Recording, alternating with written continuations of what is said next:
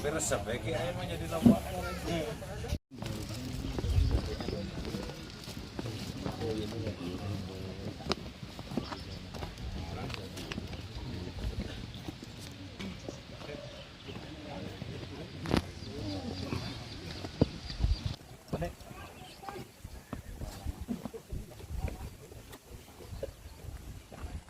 Boleh ambil.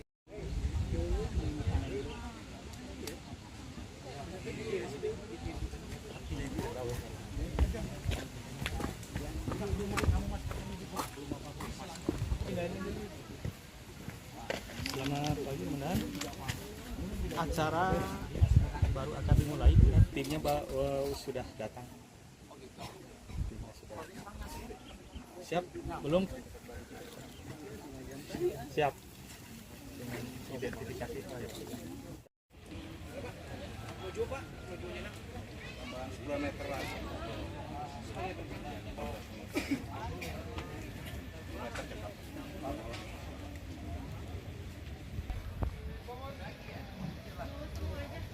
Izin Pak.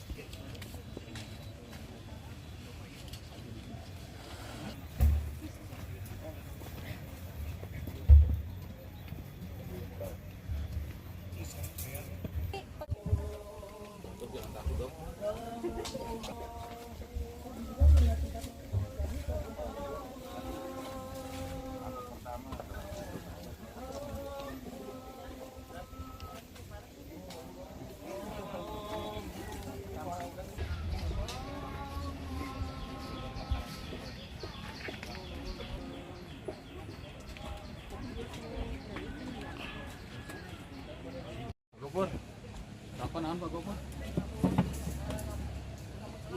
Ayo pengadaan rokok. Sonsu. Jadi dia mau rilis dia mah. Jualan kopinya rokok. Di Kota Cimahi. Suwarman Gule. Awalnya gini ya Bu ya, kita belum tahu kejadiannya seperti apa. Nah, sesudah pemakaman kita tahu ada yang desas-desus, ini pengeroyokan. Kita nggak tahu pengeroyokan karena apa. Nah, sesudah itu kumpullah kita remukan keluarga. Nah, ada 4 yang terduga itu ya, yang misalkan itu datanglah ke rumah. Yang satu, dia sudah mengakui bahwa dia ngeroyok, memukul. Nah gitu kan, yang saya sesalin itu Pak, aparat di sana, RT RW itu, padahal kejadiannya itu kan malam, nggak ada yang ngomong satupun ke keluarga. Misalkan kan keluarga tahu kalau misalkan penyebab almarhum meninggal itu karena apa, mungkin keluarga kita juga kan langsung gimana-gimananya untuk laporan ke polisi atau gimana. Seperti itu. Dikeroyoknya karena apa Bu katanya? Justru itu kan kita belum tahu, itu bagian penyidik. Kita serahkan ke penyidik. Mungkin saya mempercayai ya ke penyidik gimana ke depannya. Yang penting saya ini minta keadilan aja Pak. Keadilan untuk adik saya. Bu, emang sebelumnya sempat ada upaya damai atau? Ada Pak, kita mediasi 2 hari.